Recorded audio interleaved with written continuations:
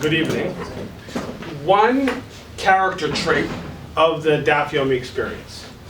As we all have heard and also seen in the international and national news outlets and read about it, of course, in the Jewish press, that across the globe, the Siyum of Shas, which began at the inception, it was Rameir Shapiro's concept in 1923 in Vienna.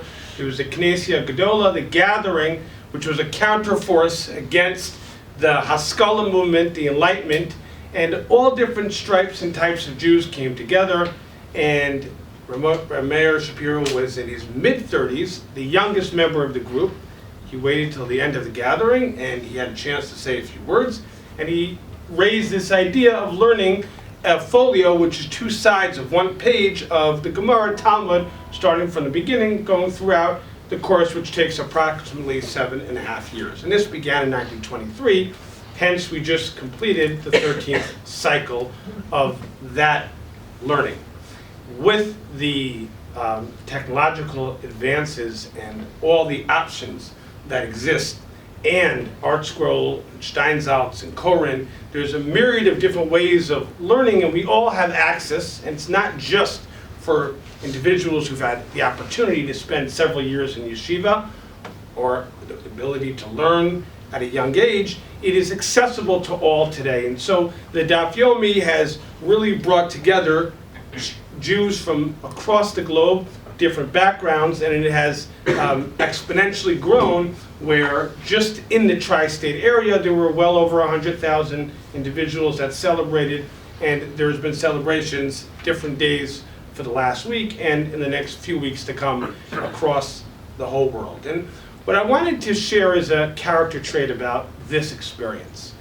Today was Asar B'Teves. Today we commemorated the Aschalta de Paranusa, the beginning of an extremely difficult period, which actually culminates 18 months from now.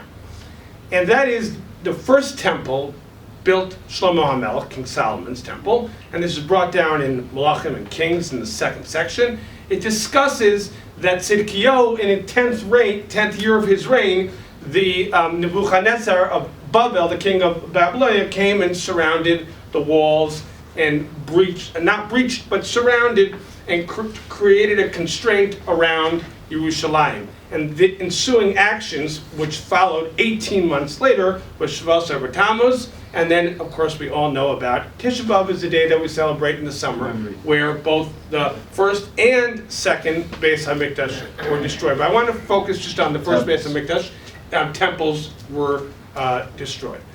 If we go to Shavuos Tammuz, which is 18 months, which really is the real beginning of the end, which is 3 weeks before the edifice itself is burnt and destroyed, the cessation and the ceasing of the bringing of the Korban Tamid.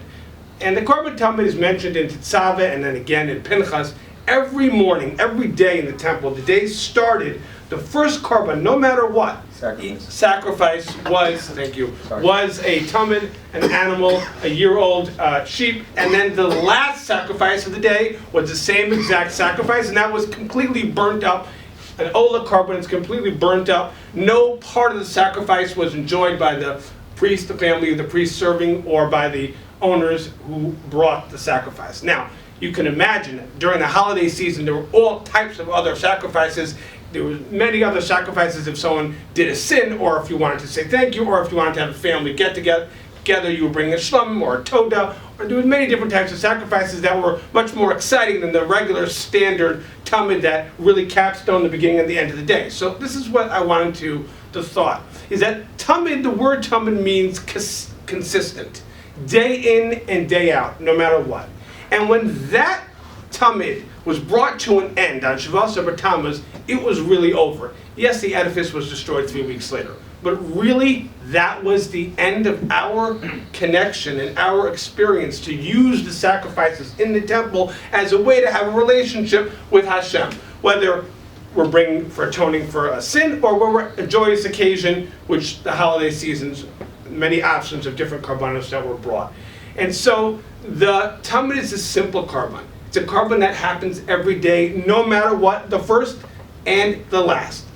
Now, if we take that character, that idea of day in and day out, and we take that back to our Daf Yomi conversation, no matter what the day is. That means if you stand in shul on Yom Kippur for 7 hours and everyone goes out of the room for an hour or an hour and a half break, the people who are learning Daf Yomi are going to stay back and they're going to learn for 45 minutes to an hour, because that has to happen. And that commitment that each of us can make in whatever learning we decide is appropriate for us to do as a connection and to grow in our Torah learning has to be something that we commit to day in and day out.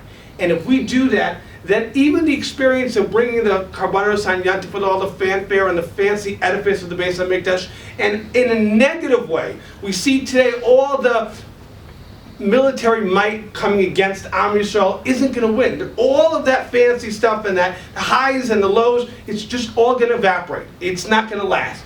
What will last and what is going to bring us back closer to Hashem and to the point that we will be able to automatically have the third Beis HaMikdash rebuilt is the day in and day out commitment. That Daf Yomi character trait. That Daf Yomi character trait can bring us to the point of the Talmud being brought again in the Beis HaMikdash by having that commitment. And it says in the Navi, in Zechariah, about these fast days, mentioning today, Tzom HaAsiri, the fast of the 10th month. And today, being the month of Tevis, is the 10th month.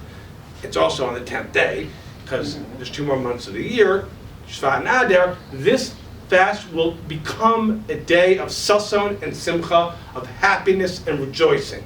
So if we take that simple character trait from all the celebrating of the last few weeks and from the Daf Yomi concept and apply it to ourselves, we're one step closer to bringing the Talmud again in the Beis HaMikdash. Thank you.